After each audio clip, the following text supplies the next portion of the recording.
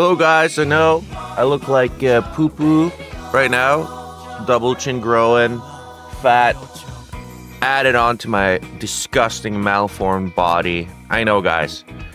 But today we're gonna read a fucking amazing work of fiction that I actually all day yesterday I wanted to read it, but I was playing games all day. Like all day playing games. Hold on. Oh, jeez. Just realized I wanted my blankie for this. There are 4 chapters. It's 6,000 words. 6,000 words. And we're gonna get through it. 6,659 words, actually. And we are going to get through it. It is fucking peak fiction. I was smiling reading it because it's so fucking epic. It is, you just have to live in this world. Are you PMSing? Yeah, I'm PMSing, bro. So, we're going to try to read this. And bro, you won't fucking believe it. When you hear the epicness of this work of art, you will not fucking believe it, dude. I was literally like this. Oh my fucking god. Oh, this is so peak. I was like this. So every time there's like a peak moment, I will play the Amadeus gif, which will be a lot. It will be a lot. I was basically looking for the most ridiculous crossovers I could think of. And I thought, SCP. So you go on fanfiction.net and you look up like a work of fiction like SCP, The Witcher, Cyberpunk, whatever. And then they have a crossover section. And I'm like, okay, now my interest is piqued. And I click the crossover section and there's like one story with a crossover between the SCP Foundation and Minecraft. And I'm like, oh, hell yeah. And it is exactly as good as you imagine it to be. It is, however good you can imagine this being, it is that. It is literally that good. It is so fucking peak, dude. Fuck, my webcam is a little bit, it needs a little bit of help. Stay stabilized. Okay. So, can I do this maybe? Hold on. No, that did not work. That worked perfectly. Okay. So let's just read the... So this is by Spoon Guy. It is from 2019. He wrote this in 6 days. No, 7 days. Just like God created the earth in 7 days. This guy created this work of art in 7 days.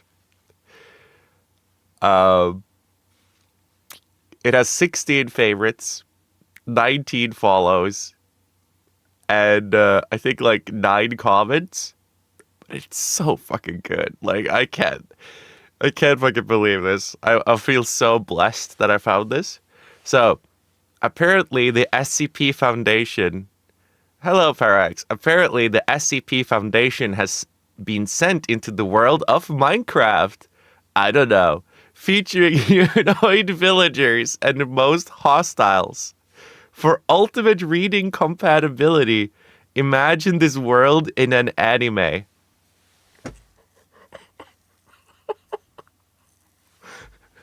Rated Fiction T, English, Adventure/Fantasy, 4 chapters, 6,659 words, 9 reviews. Actually, let's read one of the reviews, dude. There's like 1 review here. Oh my god. This is some good shit. Please continue this so I can die of laughter.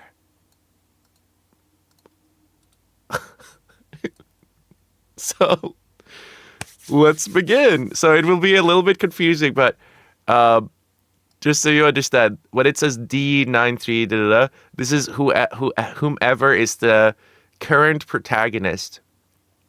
This is it really is like an anime. It switches protagonists like crazy. So now we're D9341. That's the protagonist. So AN. Oh, author's note. This story is going to be a long shot, but I'm doing it anyways. You can hate it if you want. Oof, that's a good start. So I'm going to try to hide what's happening next. I'm going to try to hide it underneath so you can't read it. I ran as fast as I could. So we're going to start now. We're D9341.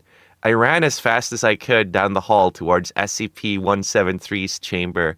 Hey, stop right there, a nearby guard said. I've restarted and tried this over so many times, but I've never really messed with the intro sequence, so I guess I'm bored enough to use my own life as a game. The guard shoots me in the leg before I could reach the door, then smashed my face in with his rifle. Reset. Oh shit. What the fuck is this? Oh shit. Okay. I wake back up in my cell. Blinding lights overtake me. I yawn and crack my back. I mumble to myself about how this escaping thing is impossible to do. I tried to escape once, got real far, but I died right near the exit due to a nuclear explosion. Luck like an Omnicard, like that doesn't come often. I sat in silence for what seemed like hours. Agent Olgrid isn't here yet? I pounded on the door, saying to let me out. There was no response. This isn't natural. I should have been led to 173's chamber by now. I wrapped my hands around the door and pulled with all of my might. The door then fell off of its base. Around outside was a forest, leading into some plains. Not SCP-860-1 though. It was unnatural. It had weird animals running around. I stepped onto the ground, and I could already smell the oak. Am I free? Is this the freedom I've been seeking?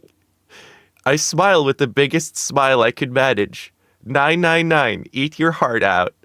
The chicken next to me clucked and walked away. The sun beating on my face. Wait, that doesn't look like the sun. And that chicken isn't a chicken. The sun is a big square in the sky.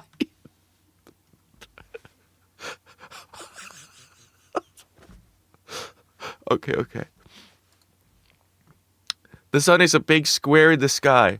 I could look directly at it and it doesn't hurt. I'm probably in an SCP world, but how and why did I get here? I spy a small town in the distance. I run towards it, hoping to find some answers. As I was running, I see a large iron beast guarding the front gate. Its nose was massive. It looked at me for a second before looking away and moving forward. I stepped onto some dirt road leading into the town. There were little to no people around though. Hey, is anyone there? Hurry, boy, get in, I hear from one of the houses. I walk into the house and the person closed it behind me. What were you doing out there? You could have gotten blown up by a creeper, the man said. These people aren't like the square creatures in the wild. A creeper, I say. You don't know how uneducated people these days are, he says. I look around and see that this is a relatively small library with tables and chairs. But the chairs, tables, and books are also square. Don't call me uneducated. I'm a scientist, I say, remembering my past profession. Ah, sorry. It's just that you're wearing an orange jumpsuit and running out in the open, he explains while looking out the windows. I forgot about that. Anyways, a creeper is a dangerous creature that when you approach will explode, he yells while making an explosion gesture. Oh.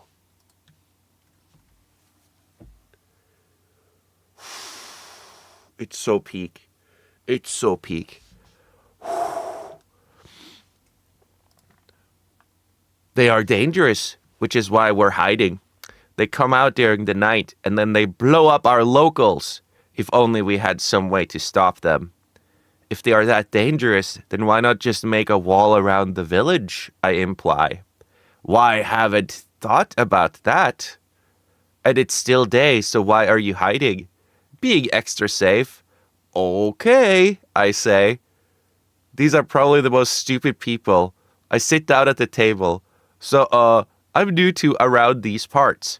Mind if I read some of these books? I ask. Sure, knock yourself out. I pick up a book labeled Building. The book basically explained that you can build anything in this world in a fraction of a second. I could punch trees for wood, and that crafting tables are essential. It showed how to use them and where to place certain items onto the bench. Well, if I'm going to be here, I better build some sort of wall to protect these people.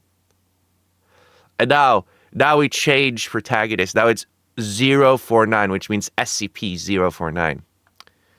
The light in my cell flickered for a second while I wrote in my journal, "Something's wrong."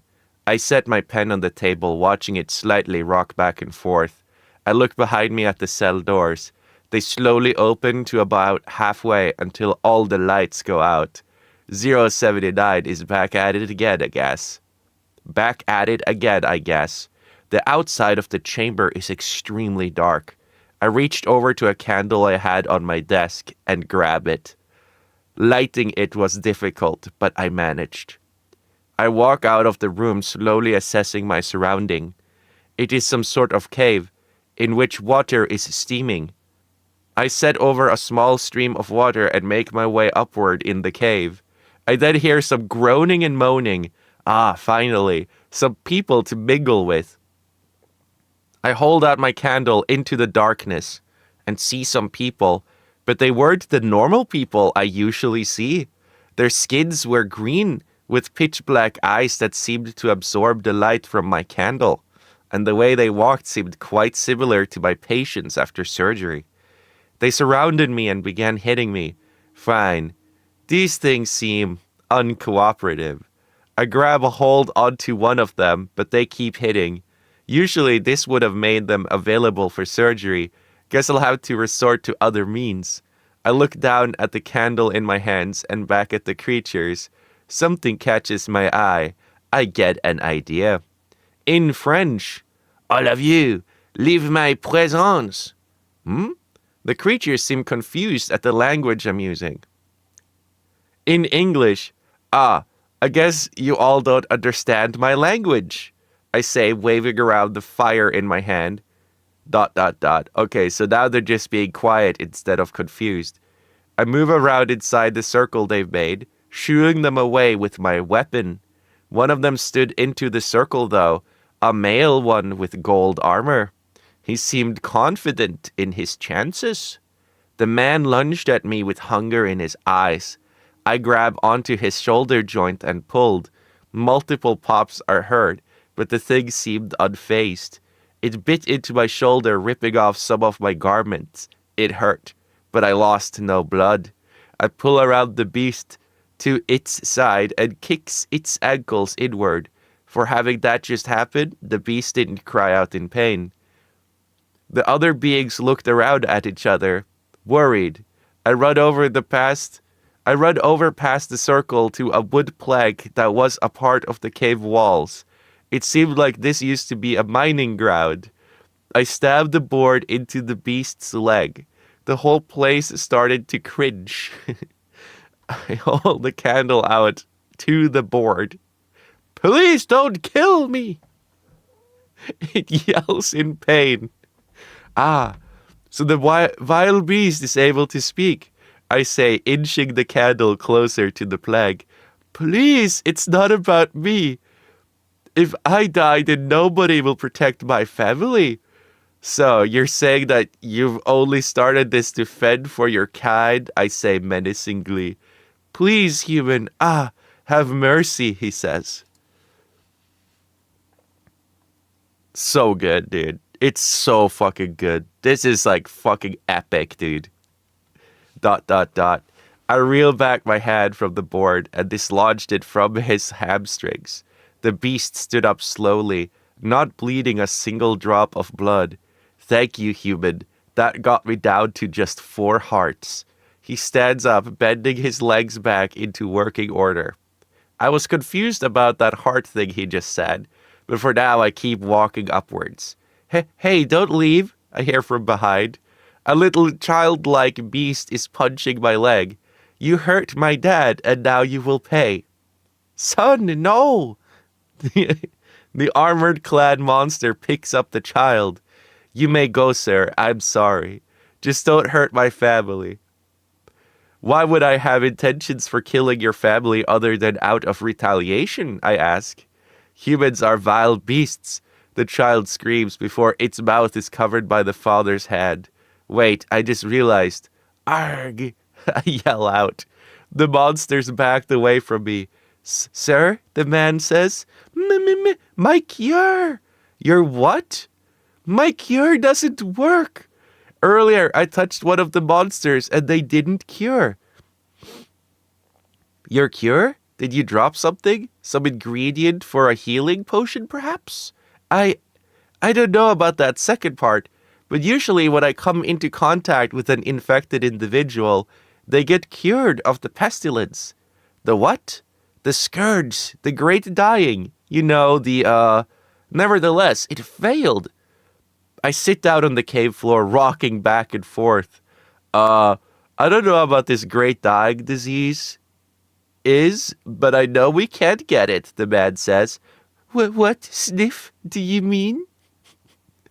It's because we're already dead, huh?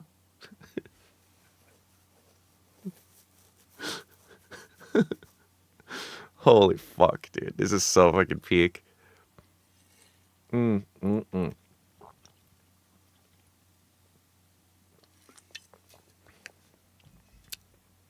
Now, SCP-106. SCP-106. I awaken in a field of flowers with a clear open sky above me. How did I get here, I ask myself, but I guess it didn't really matter. The Foundation will find me and bring me back using some bait, and it will always work. I don't really mind. It's just that the whole process gets repetitive. Sheep comes up to me and whoa. That is no sheep I've ever seen. The whole thing was blocky, but looked natural at the same time. I stand up, eyeing my prey. I grab the beast's face and it started to burn and melt away. As this was happening, the sheep flickered red for each second I did so, until it burst into dust. This isn't the world I've known to live in. I look around and see a town near a rushing waterfall. I guess I could play with a few more people. I walk over to the village and I can see people walking the streets. They weren't blocky though, like that sheep. One of them looks at me and from behind her back pulls out a scythe and points it at me. Aha! Look everyone, a zombie! The people look around and stare at me in horror except for the one girl. I keep this village safe, you know, so if you're gonna get to them, you'll have to get through me first, she says confidently in a pose. I smile.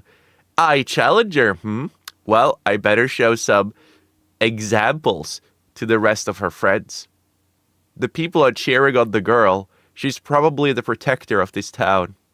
Dealing with zombies are for the golems, not a farmer like you, an old lady comes out of the crowd. But Mom, no buts. A large steel golem emerges from the town and stares at me with the intent to remove me. It charges at me with its brute strength. I step to side as it was ramming and grabbed its shoulder. It shook me violently, but I held on. I moved across the back of the creature and grabbed the other arm's shoulder. Grabbing both sides of the beast from behind is giving me an advantage. The beast jumped onto its back, crushing me and my ribs. It's a lot more intelligent than I thought this thing would be, but I have never lost, not planning to. I face through the floor beneath the tin can. The golem rises up from the ground and sees a sludgy puddle of black liquid. The people observing started cheering before quickly returning to working. But then they hear something. They look back and see a rotted old man rise from the floor beneath them. Ah! The old lady screamed, seeing me rising. The golem came rushing over at Mach speed and raised its arms above its head right as I fully rise. I form a terrifying look in my eyes and jump up into the air. For a zombie, he's got some reflexes, one of the bystanders say. I led back towards the giant and kick at a massive force, knocking its right arm off completely. The people looked shocked.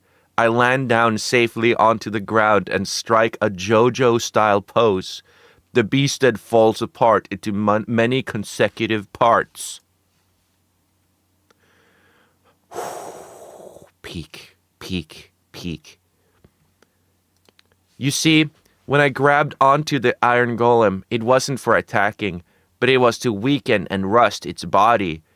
I then melt the body into a mass of iron and shape it into a throne, just fit for a king. I turn around towards the people. All of them started running, even the one girl from earlier. This is now my town. Ha ha ha ha ha. This is now my town.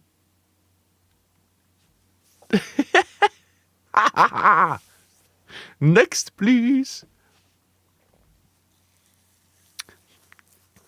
Now we are Dr. Bright. What do you guys think thus far? We're on chapter 2 now. That was chapter 1. We're on chapter 2, bro. Hold on, let me see. Is there even... We gotta check. We gotta check real quick.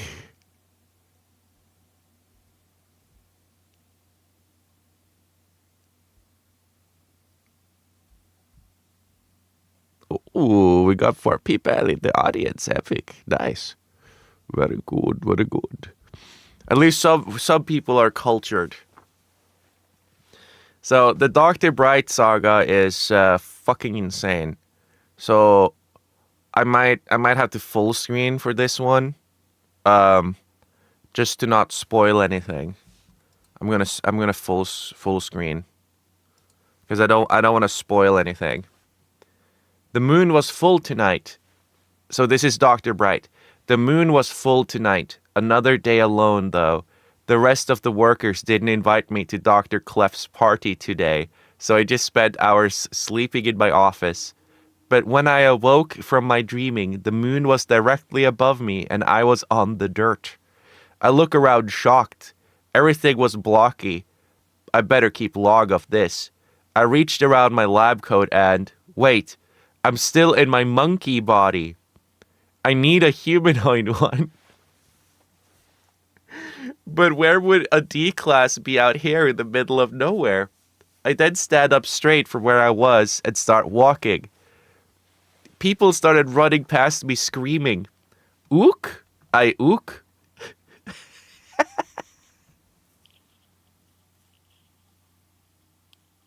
Ook! I ook! A girl comes over to me with a scythe on her back. "Oh, poor thing. I can't just leave you here." She picks me up and starts running. Ook! I ook! Darn this body. We ran for what seemed like hours to them, because I fell asleep the whole time. But I was rudely awakened by being hit on the head with a stick. Ook! I ook! You brought along a weird chicken, an old lady comes up saying. Ook! I ook! How long will I be stuck here? Damn it, I was just allowed to be at Site 17 again. Well, yeah, but I couldn't just leave it there while that man is ravaging the whole land, the girl responds. I look up at the girl suddenly. Ook? Do you know about that zombie we saw at our village? She asks me. It's a chicken, my daughter. It can't speak, the lady says. I ponder for a second, but was swiftly interrupted by rustling of nearby bushes. A green-like figure emerges from the bushes, and the refugees scream. The girl seemed unfazed, though. The girl stands up and pulls out her scythe, but I have an idea. I climb onto the girl's back and jump onto the green-skinned figure, removing my necklace from my body onto it. My mind goes blank for a second before awakening again, seeing a brain-dead monkey fall to the ground. I am now the creature. So that was the fucking peak dialogue, by the way. I've been laughing and saying ook, I ook for a couple of days now. Ook, I ook. Ook, I ook. See, I'm not making it up. I'm not. Ook, I ook. Ook, I ook. You couldn't fucking make dialogue like this, man. Like, this is so fucking epic. It's so degenerate and epic, dude. It's like filthy writing. It's like I'm reading like a porno, dude. Like, you shouldn't write like this. It's epic. It's fantastic. I am a brain dead monkey falls to the ground. I am now the creature. The girl gasps. How dare you hurt them? You will pay. Oh, I'm the enemy now. I hold out my hands. Stop! I yell. You.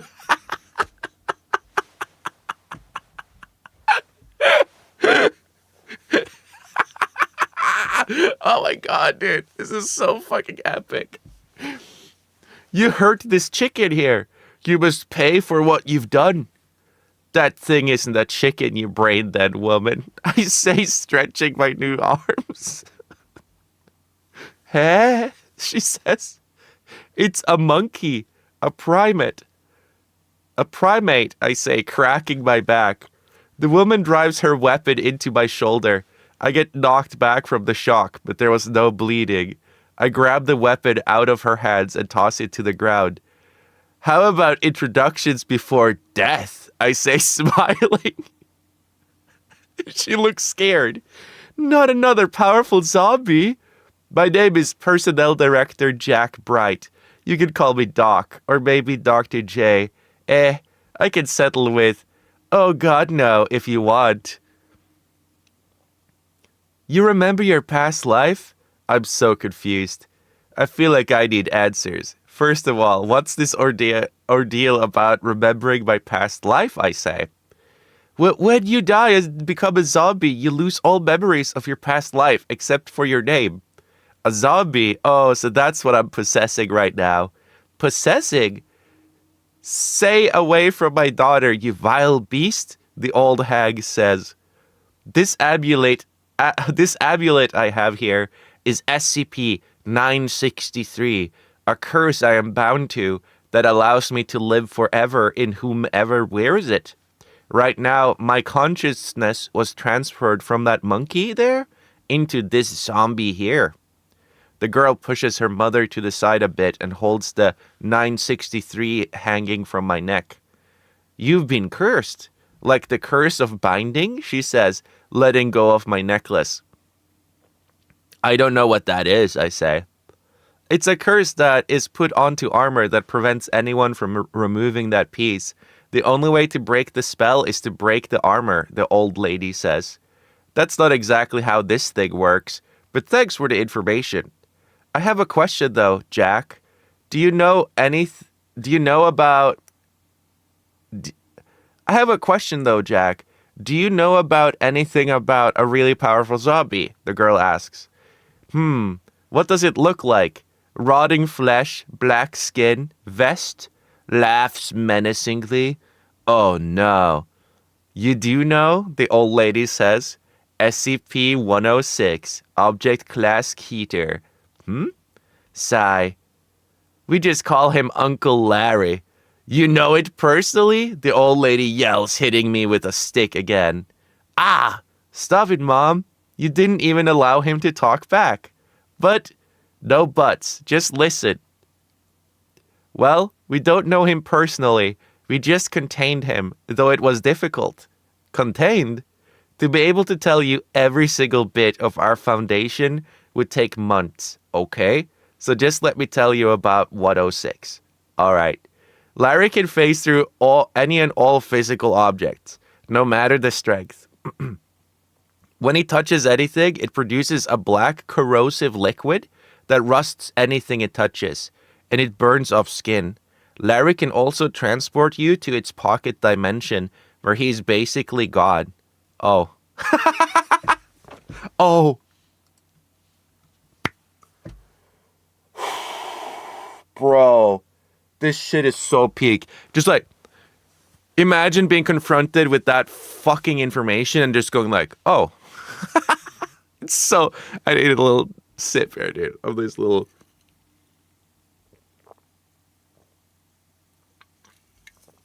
Holy fuck, man. I've been kind of obsessed. I've been thinking about this fanfic. I read the first two chapters. I've read this before. I've been obsessed. I've been like thinking about it constantly, dude. He is seemingly unkillable, so do not even try to fight him. The girl seems interested in my explanation, but the old lady seems to have fallen asleep.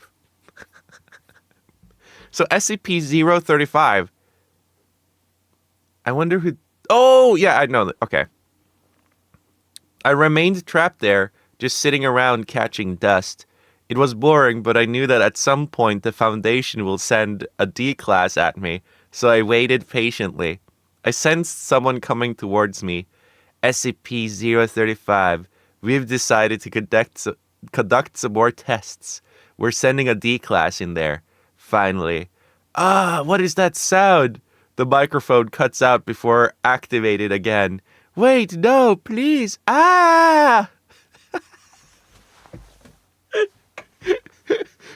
What's going on in there? I then sense a man walk through the wall towards me. It picks me up but doesn't try to put it on. Instead, it holds me while walking out of the room. Everything went blank for a second while we faced through the facility. We were now outside. I owe this man my life. I'm out of this dreary hole known as Site 19. But then the man fell over, grasping me in his hands. His body slowly turned to dust before he eventually disappeared. Then everything was covered in a bright light, followed by darkened silence. I awakened underwater. Where am I? It's so dark. Anyone? Please? I yell out into the abyss. The water rippled for a second before I was slowly raised by a pail up above the water, and further until I saw light. Is this my end? The pail was dragged out. Oh, he meant pail like Pail. Was dragged out into the sunlight with me in it. I was in a well. Oh, hey guys, look. I found a strange mask in the well, the man now holding me says. Behind the man, there was 2 llamas carried by his rope. And behind them was an endless expanse of desert. It's so beautiful. I just want to put it on, he says. The man puts me on and winces in pain as corrosive liquid runs down his face. The man stands still. Sorry, I meant I stood still. The llamas looked at me worried. Hey, you two. Nothing's wrong. Just help me get back to the nearest town so I can sell this thing, I say. The 2 back away. Fine then, you stupid animal. I reached over and take the bags off of the llamas' backs. I reach inside and pull out a knife. Don't worry, my friends. This won't hurt a bit. I plunged the knife down into the animals, expecting a bloody, gruesome death. But no, they just fell over into a puff of smoke. I pull the bags over my back and walk in a random direction.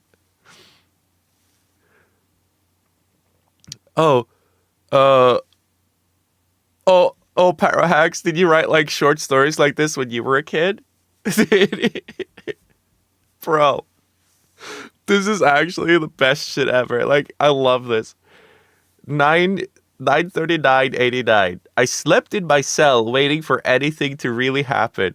I was then whisked away to a magical dreamland, but I get an ominous feeling that something is watching me. I turn around to see nothing, but I turn back forward and there was a man sitting on a bench. Come, take a seat, the man says. I creep over to the seat. Who is this man? I have a feeling I shouldn't mess with him. Call me Richard. Okay, Richard. I've come to warn you. A certain SCP has breached into your world. It is resulting in an end of reality scenario. End of reality? Yes, but thankfully a good friend of mine has protected many of you and sent you somewhere where he hasn't found yet. But why are you telling me this? Because I need you to protect as many of your friends as possible. Trust me. Okay? This is a lot to take it. And then there was silence. Bro, this is so fucking good, man. I can't wait for the next chapter. I am actually so I've read these two before, and I'm just wondering about, like, I'm actually so excited to, like, keep reading this. But I'm worried because it said 6,000 words. I don't know. It doesn't look that long, though. It says 6,600. Anyway, 049. 049. Dude. This is going to drive me crazy.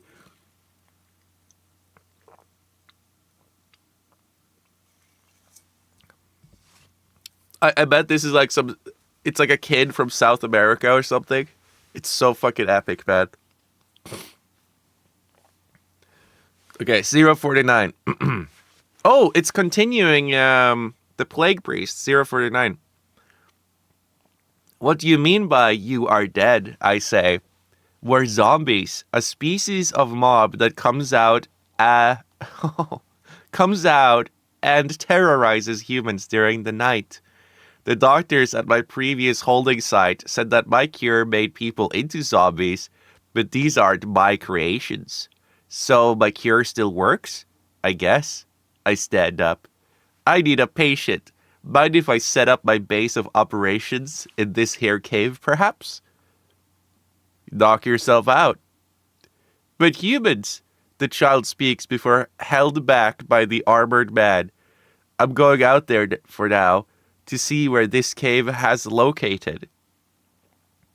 I climbed the cave upwards until light overtook my eyes. We were somewhere near behind a waterfall. I hear screaming coming from the other side. I inch around the flowing water and see a village in the distance. Ah, people who need my help. I walk over there to see a bunch of people running away into the distance. In front of me, though, was a man with rotting skin laughing atop a throne of metal. He looks down at me and smiles. He gets up and gets right up in my face. Is this my end? I think to myself, but I stand up firm. The man then wraps his arm around my shoulders. He then smiles at me. He points at my hand and back and he points at my hand back to a few people he has knocked to the ground. It would be my pleasure to cure such poor souls. Okay. Oh my god, dude. I'm actually stimming out. This is so good. I walk over to one of them and seize their vital functions. I then begin surgery.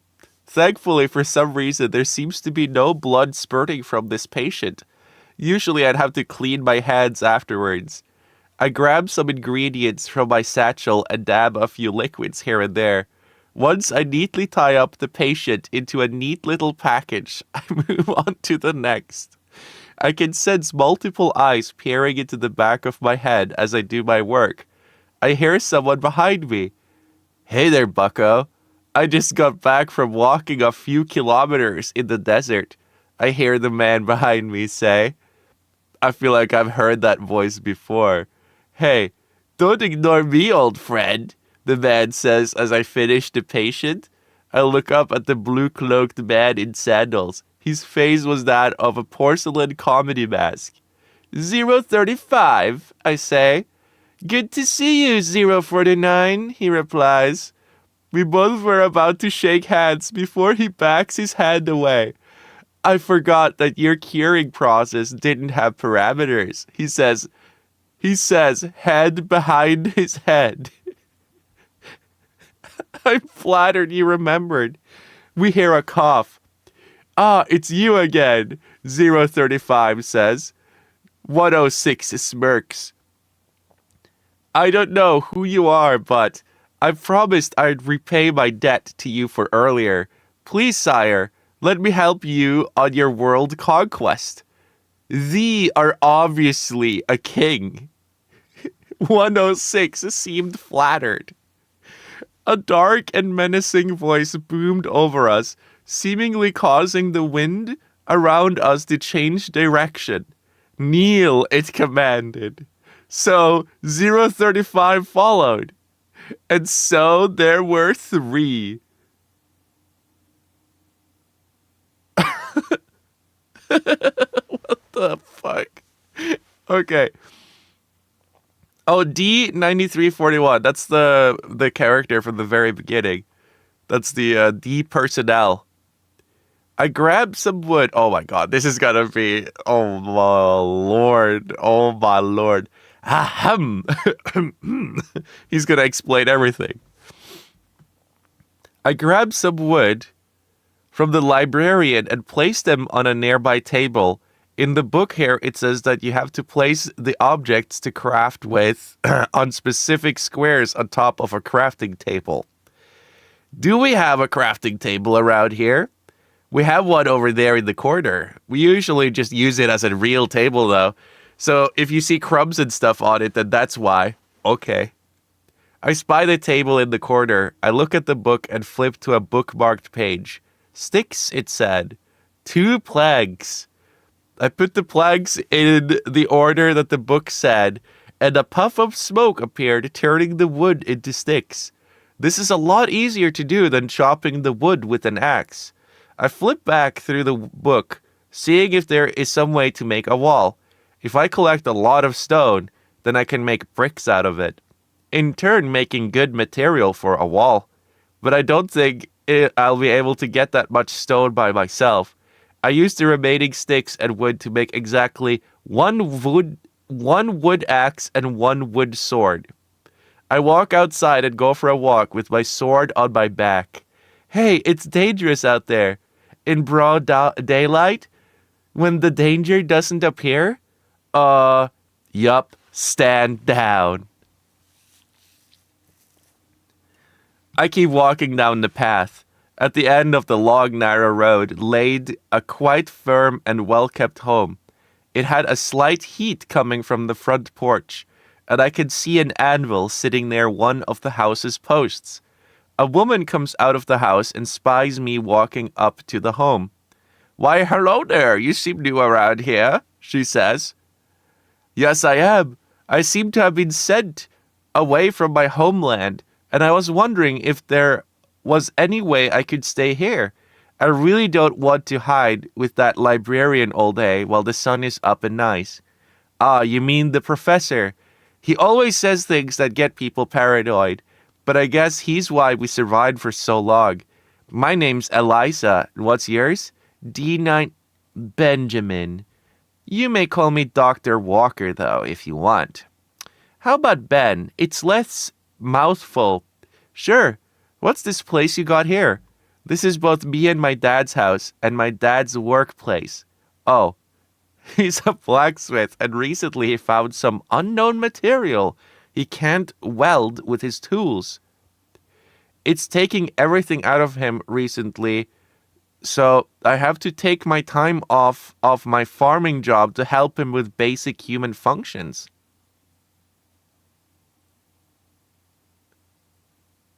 That seems terrible. Can I help? If you can help snap him out of making that sword, then yes. Help him with welding that tool? No. Oh, okay. I step up onto the floor and realize that the heat that was previously emitting that heat was actually the about 850 degrees Celsius boiling hot lava. I work my way around the heat spot carefully into the house. I then see a man staring endlessly into some dark metallic substance, almost seemingly losing his mind. He was an old-looking man with a short gray beard with aging locks of hair. "Sir, are you okay?" "Hmm? Oh, I have a visitor. Please make yourself at home. I've come here to stop you out of whatever you're doing, apparently." "My daughter set you up to this, didn't she?" "Maybe."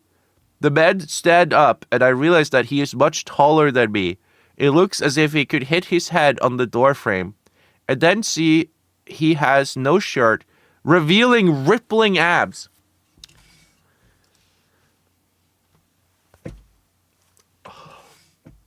Bro, this is fucking awesome. This is so epic. I love this.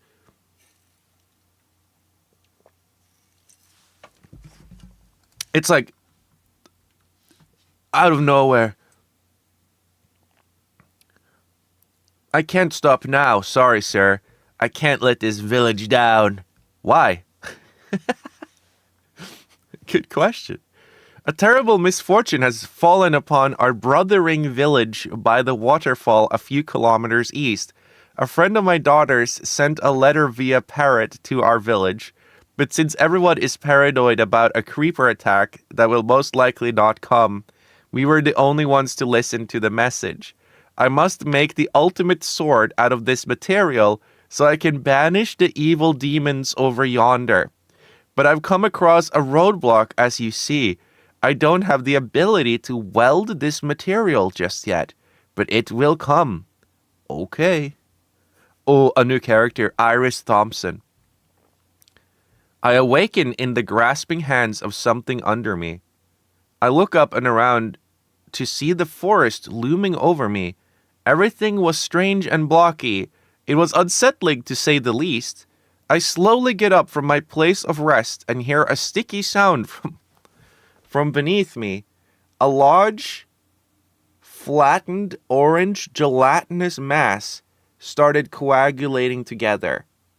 I reached into my pockets to see if there was anything I could use to protect myself with, but to no avail. The orange slime, once fully formed, was actually smaller than I expected. Hello! Hello! It said, raising two short stubs. Hello, I respond. "I broke your phone, miss," it said. I can't believe this thing is speaking to me. "Oh, well, thank you, little guy."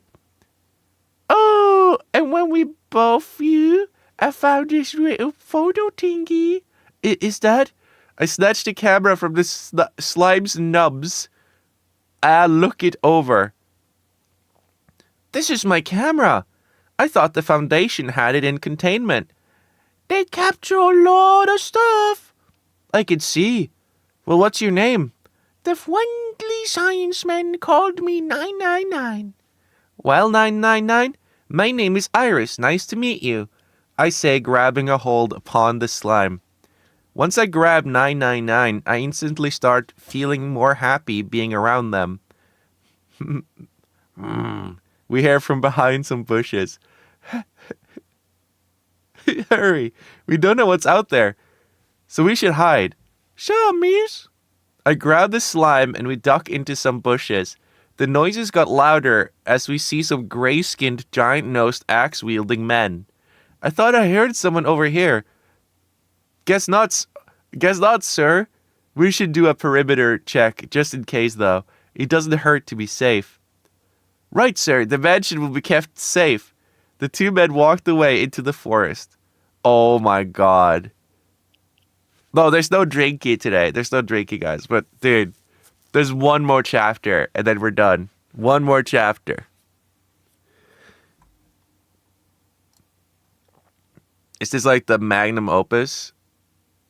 Does it end, or is it like unfinished, bro? This guy needs to finish this epic. Daishi Hoshi. Wait, this chapter's name is Daishi Hoshi. What the fuck? What does that mean? No, there's no drinkies because I don't have alcohols. If I had, I'd be drinking while reading this. But no, sadly, guys, that is for tomorrow, I guess. The whole rest of the day. Okay, so 049. That's the plague doctor. The whole rest of the day, those two babbling nincompoops sang together and drank till they passed out. But I was working hard on curing anyone who was left behind when the village evacuated. It amounted up to only 6 cured patients, but it was worth it. Master Larry, after waking up from his drunken state, started corroding away at buildings, knocking them down. The moon was full tonight. I hear some rattling coming from behind me, and I see a horde of pure bones riding upon horses, galloping towards the town. These things are already dead, so my cure can't work on them. Mr. Mask Man can't do anything besides deception, and 106 is currently on the other end of town. One of the skeletal riders spot me standing in the middle of the dirt road. You there, surrender this village or we will have to fight. Now, let's not be hasty here. I am simply a doctor looking to cure the world of the disease.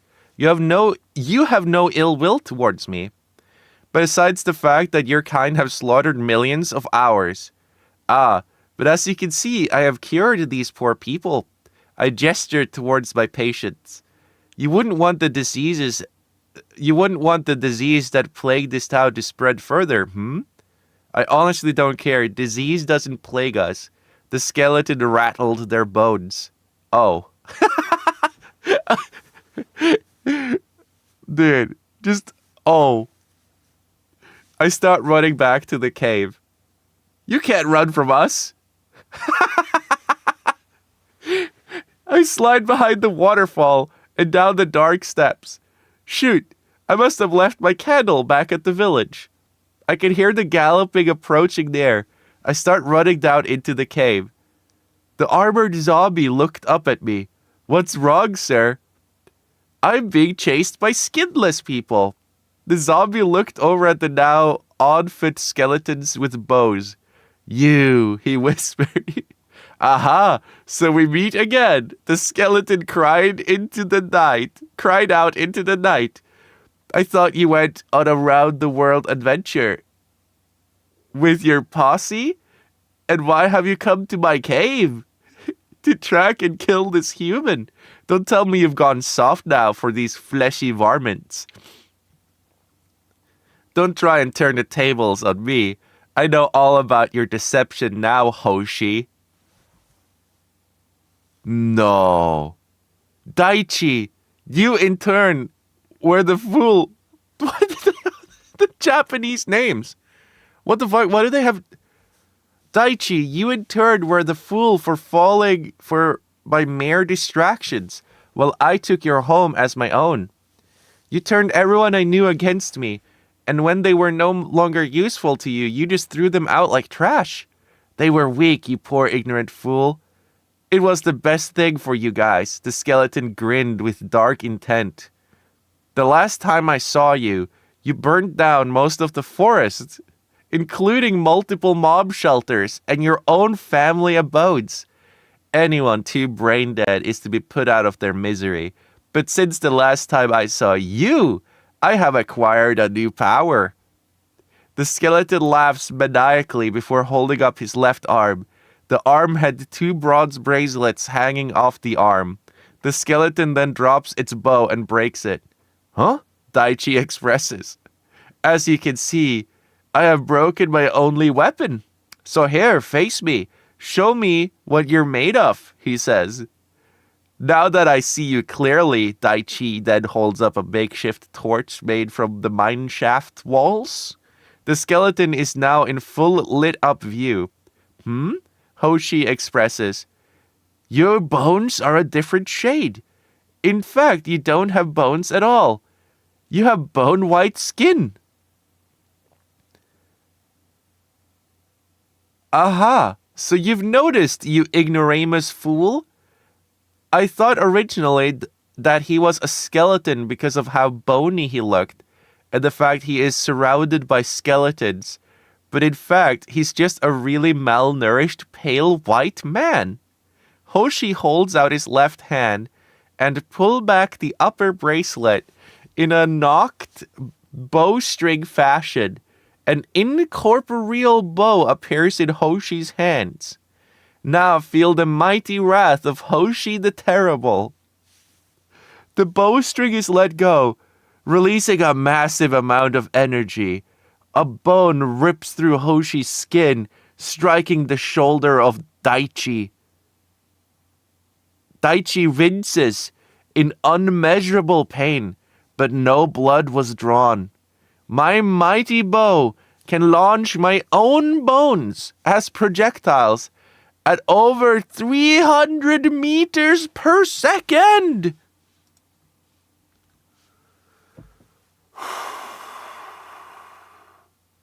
That's fucking insane, dude. This is so fucking epic, man. I can't believe he stopped writing this shit. This is so epic. We're entering like Shonen Jump power creep. That's impossible. Wait. Daichi stares into space for a second before gasping. That attack must have landed you at about 1.5 hearts. Right, Daichi? He says with a menacing grin. Hoshi holds out his left hand as we are able to see the muscles and bones inside start to heal rapidly. Feel the might of Hoshi! Hoshi looks down at his chest to see an axe going straight through his body. He collapses. What? How? While you were boasting, I threw my stone axe at you, Daichi explains. Quite underwhelming for a battle against you. Please, have mercy. I never murdered anyone. I'm innocent. You may have not murdered, but you have hurt your own kind. You're a spirit that needs to rid this world. Daichi walks over to Hoshi. This is where it ends, friend. Clapping is then heard echoing throughout the walls. Marvelous, marvelous. This chaos is just how we like it. The figure says, I know that voice anywhere. A jester-like figure wearing an opera mask comes out of the receding darkness. That right there is an interesting tool. It'll be great for our team. Sinister laughing is then coming from the walls. The master really loves new playthings. Such fun. Who are you? Daichi exclaims to the void. An opportunity. You give us your ever-loving reliance, and we both spare your life, and you get somewhere else to live but this dag cave. The horsemen don't need anywhere to stay, and we're not afraid of you, Hoshi says. Tentacle rise from the musky cave and wrap around Hoshi and Daichi. You don't have a choice, I'm afraid. The jester cackles. To the town! Dr. Bright. So now we're on Dr. Bright. And so that's how babies are made. I chuckle. You can't be serious. You can't begin. Bro, what?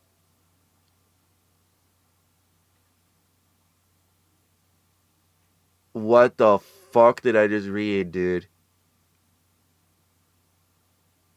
This is so fucking peak.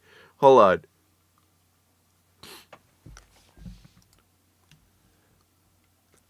And that's how babies are made, I chuckle.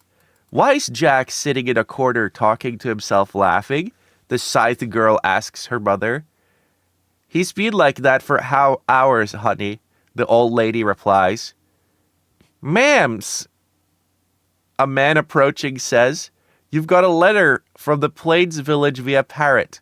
It's from Lilith and her dad, Carl. Well then, thank you very much, the old lady replies. They open the letter. Well, what does it say? I say from behind. They looked at me in slight shock for a second before returning to the letter. And I invite you to temporarily stay at our village. We may have a way of defending against the evil zombie you spoke about. We have found an unbreakable material and are trying to weld it into a sword, but to no avail. We have Dr. Walker here with us trying to craft this demon slayer. He is also proposing setting up a wall around the village to protect us. Please be safe. Your friends, Lilith and Carl. We stare at the letter for a few seconds more before returning to a conscious state. Well, what are we waiting for, I say.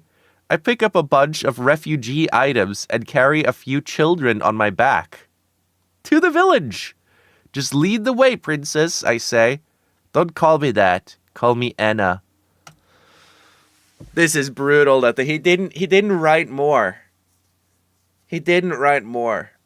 You know, like, this is so brutal. This is so freaking brutal, man. I genuinely... there's no more.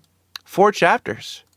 I wonder if Spoon Guy made more? The Hand Hero. Whoa, whoa, whoa, whoa, whoa, whoa. Whoa, whoa, whoa, whoa, whoa, whoa. Son of Speedwagon? Wait. Stand for Pokemon.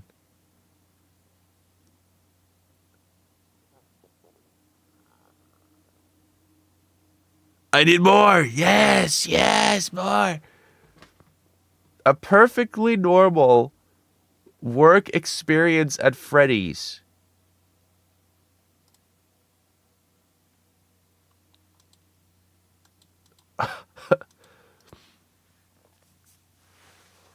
Oh my god.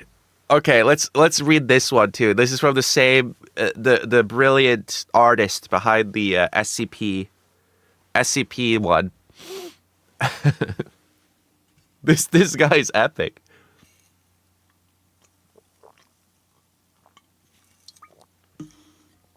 So this is by Spoon Guy yet again. Author's note. So yeah, a perfectly normal work experience at Freddy's. Author's note. The friends are not important to the current story, so I will call them friend 1, 2, 3, etc. Well, I'm poor. I'm still living in my gross apartment, eating fast beer takeout. Pizza boxes litter the floor, and it doesn't help I live in a 1-room apartment. I use my couch as a bed, and I think I'm running out of money to pay simple rent. I think I may need to go get a job. I left my apartment with my mind filled with things I might want to choose. McDonald's pay about $9.50 per hour, I believe. At the nearby Home Depot, their wages, I think, around $9 to $14. I decided to blow all this stress away by inviting my fellow unemployed friends to our friendly neighborhood Freddy Fazbear's Pizzeria. After waiting outside the old 80s building for a few minutes, the rest of my friends get here either by taxi, walking, being dropped off, or one of them riding a bike and locking it into a nearby bike rack. We all assemble and casually walk into the place, instantly ordering an extra large cheese pizza with 1/4 of it having olives. One of the employees after me saying, "Olives, please?" One of the employees after me saying "olives, please" just looked at me in a face that basically screams, "You absolutely disgust me." After the wait, I got up and carried our pizza to the table, then sitting down. I think they were going to deliver it to our table, but I just snatched it away from the guy holding it. Friend 1. Okay, 1. So when I say 1 or 3 or whatever, so 1. Well, I got a job today. 3. Really? 1. Yeah, the burger joint down the block was hiring part-time workers. And I took the chance to get off my lazy bum. 2. Me too. I got a job yesterday at the clothes department in the mall just off the highway. 4. Wait, did we all get jobs already? Because I did too. 2. Yeah, I guess so. 1. Well, what about you, Anthony? 2. Really? I thought you'd get something by now. You've been saying that tomorrow your mom is cutting you off from her pay. It's not really come up. After a long chat about the thing I wanted to take my mind off, everyone started to leave. I'm surprised we all ate that pizza in such a short amount of time. As the last friend left the door, I was left in the booth to throw away the box. Why did they deliver a pizza in a pizza box if it doesn't need to? I elegantly swoop up the pizza box and just chuck it into a nearby trash can. I walked over to the counter to pay when I see another friend of mine that I'm actually buddy-buddy with. Hey, Elisa. Hey, Anthony. What are you doing here? I work here. No! Not you too! Did your gang all get jobs? No? Maybe? Well, if I may be of help. Huh? Our weak soul of a night guard quit on us and nobody wanted to fill in because they're all asleep at that time and they have school the next day. What I'm saying is that my boss wants someone here fast and you seem to fit the bill of a desperate human being.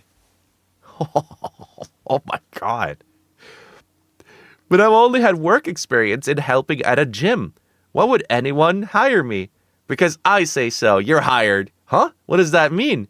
I am the manager here, and I say that you're hired. I don't think it's that simple. It isn't, but you leave this up to me. Just come back here tonight at 11 p.m. Sure. I literally have nothing else going on, and this is a gift from heaven. I decided to wave goodbye and walk out the door. Monday, December 31, 2XXX, Freddy Fazbear's Pizzeria / raining. This is unreal. The rain poured on the bus as I opened my umbrella and got out. The bus door closed with a slide and click, and it drove away. I hold the umbrella tight, for I don't want my new uniform to get wet. Oh, really? When I got home earlier, Elisa dropped off a package at the door with the iconic wear of blue shirt and jeans. It also came with an identification card with my name on it. I feel special. The package came with a cute card as well. I think it said, "You're welcome for the new job. Heart, heart, XOXO. Sometimes I don't get why she has to make everything pink. Anyways, I walk through the wet parking lot to the front door and bring out my card and swipe it against a keycard reader on a nearby wall. Why does Freddy's need this much advanced tech? I hear a satisfying beep and I walk right in. I look around to see Elisa sitting on a leather couch, playing on what seems to be a Nintendo 3DS. She noticed me walk in and quickly hid it away in her purse, looking embarrassed. Oh, I didn't expect you to be here for another few minutes. You explicitly told me that you wanted me to be here at 11 p.m. I am right on the dot. Yeah, but I kind of expected you to show up a bit late. What is that supposed to mean? Nothing. Now come with me for pre-work training, okay? She signaled for me to follow her, and she pushed open another set of doors to head into the dining area. The dining area had complete view of the stage with the animatronics. They look so dead when they're off. They didn't have their heads down or anything. They had their heads straight up, looking right in front of them. As you can tell, this is the show stage and dining room. Yeah, I can understand that. She points over to the left of the stage and points at an employees-only door. Since you're a staff member now, you can enter that room at any time during your shift. After your shift, you are not allowed to be in there since you are no longer on duty, and it shall be passed on to the day shift guy. What is in there? Why don't you check it out? We walk over to the door as she just pushes it open to reveal multiple sets of heads of the animatronics on the stage, and a large metal skeleton looms over the table in the middle of the room. This is the back room. We use this place to store extra parts in case if one of the animatronics breaks something off during the day. The animatronic in the center of the room isn't functional because it has no suit on and it is currently in need of some repair. We only use this one if something destroys the insides of the robots and it needs to be replaced. As you can tell, we only have one of those things, so you can safely assure yourself that this doesn't happen on a day-to-day basis. Cool. What else is there needed to know?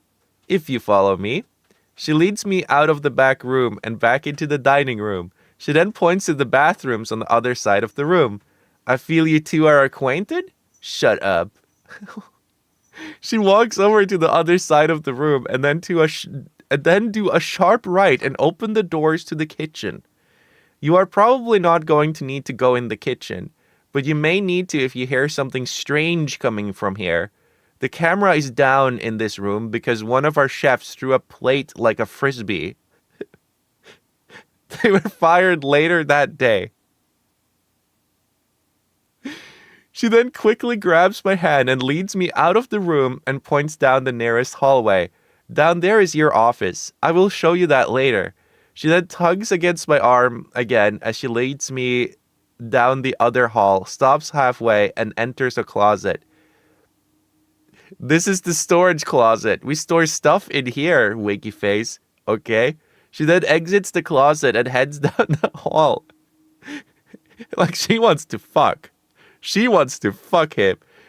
She then exits the closet and heads down the hall until she gets to an open metal door. She then slides into the room as I follow. This is your office, the most important part of your job. The office is equipped with advanced technology. It is equipped with a camera system and power doors with lights that shine into the hallways. Now, for the required legal side, I shall now recite the intro to your job.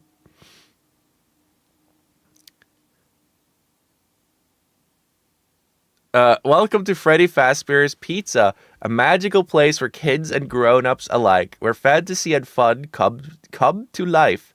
Fazbear Entertainment is not responsible for damage to property or person. Upon discovering that damage or death has occurred, a missing person report will be filed within 90 days, or as soon property and premises have been thoroughly cleaned and bleached, and the carpets have been replaced. Now, that might sound bad, I know, but there's really nothing to worry about. I tried the night shift when I first came here. They may also get a bit quirky during your shift, but if I were forced to sing those same stupid songs for 20 years and I never got a bath, I'd probably be a bit irritable at night too. So remember, these characters hold a special place in the hearts of children, and we need to show them a little respect, okay? The only real risk to you as a night watchman here, if any, is the fact that these characters, if they happen to see you after hours, probably won't recognize you as a person. They'll most likely see you as a metal endoskeleton without its costume on. Now, since that's against the rules here at Freddy Fazbear's Pizza, they'll probably try to forcefully stuff you inside a Freddy Fazbear suit. Now, that wouldn't be so bad if the suits themselves weren't filled with crossbeams, wires, and animatronic devices, especially around the facial area. So you can imagine how having your head forcefully pressed inside one of those could cause a bit of discomfort and death. The only parts of you that would likely see the light of day again would be your eyeballs and teeth when they pop out the front of the mask. Heh. Actually, that does sound that bad. Trust me, if anything happens, you can just turn off the main breaker out back. But be warned, if you do in fact turn off the breaker, you will be punished and fined. Okay, I think I can handle this. Alright, your official hours start at midnight. Good luck. Alright, have a good night. I pull up the camera systems to see her leave. My shift starts. Oh, and there's no second part? Oh no. Oh no, wait, what?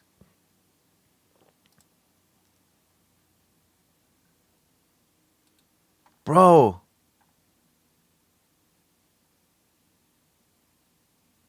Subnautica? Wait, he made a Subnautica story? Wait, Subnautica. Subs Deep. Oh.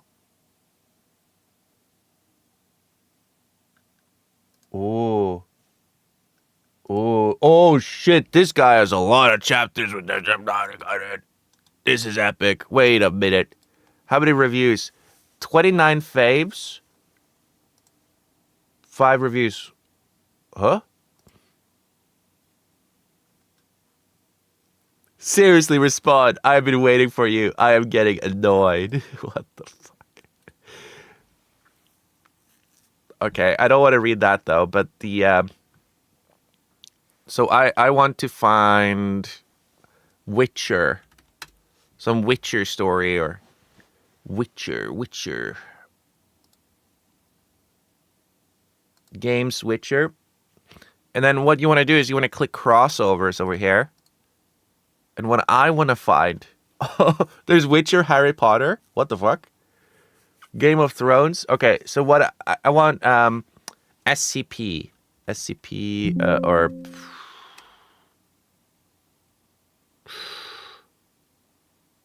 S. What is it? What does SCP stand for again?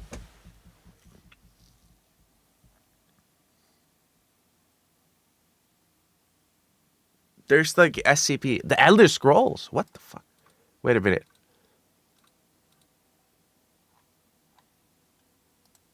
SCP should be Foundation, maybe.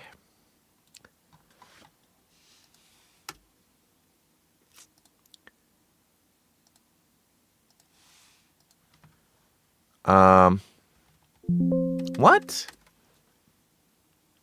Oh, is it because of the filter? Wait. Sort of popularity? Shit. Sometimes they have like a bad... Show all Witcher crossovers. Oh, crap. Wait, what if I do Witcher SCP? What? Really? So if you do a Witcher SCP, I want to see that epic SCP, you know, the white guy that runs really fast. I want to see him like kind of fight it out. I want to see him fight Geralt.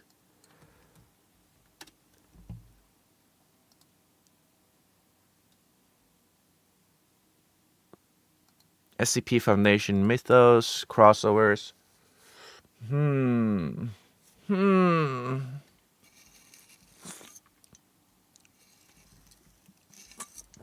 My Little Pony. Now we're talking. No. Filters, all please.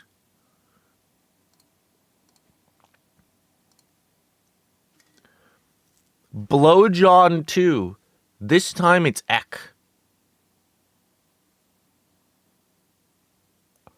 This is a non-fiction. In this non-fiction story, our favorite neo-Nazi JonTron figures out the secrets of the evil friendship Nazis. 269 words. 5 reviews. Blowjohn 2. This time it's Whoa-wee. Dude, this is gold. I love this website, man. JonTron was having average neo-Nazi day, hailing Hitler and putting up poster declaring smoking is awful. As JonTron was cooking dinner, a portal appeared behind him, sucking him in. Not this shit again, John said as he was being sucked into the portal. Hello, John, Princess Celestia said as John was spited out of the portal. Not this shit again, John said as he was examining his pony body. John, Celestia said, you are not in the same world as before. Instead, you are in a world ruled by friendship Nazis. Friendship Nazis? John asked. From what the Nazis told us, you guys had a war called World War II, and the Nazis won and explored different dimensions that is till now. We destroyed them and kept them as slaves. My personal slave is Adolf Hitler.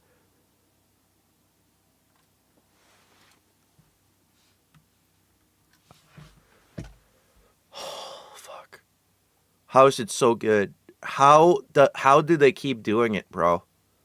How do they keep... Dude, what the fuck? How is this fucking real? My personal slave is Adolf Hitler, But we liked their Nazi ideology and use it so we can travel dimensions now. And that's how I found out about you and everything you have done. Celestia replied, "What are you wanting to do with me?" John asked the friendship Nazi. "We want you to join us. And also, I want you to fuck me." So Celestia said erotically. "Okay, sounds good," John replied, whipping his dick on his hoof. John, without hesitation, put his dick into Celestia's tiny pussy. "John, stop. I don't think it can fit." "Celestia, don't worry. My 11-incher can fit into ya."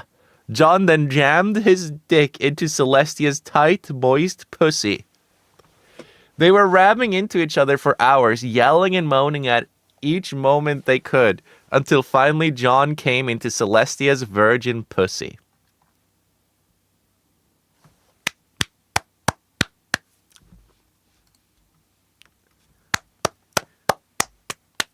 Bravo. Bravo. That was fucking amazing. What a way to end the stream, honestly. We're going to end the stream here.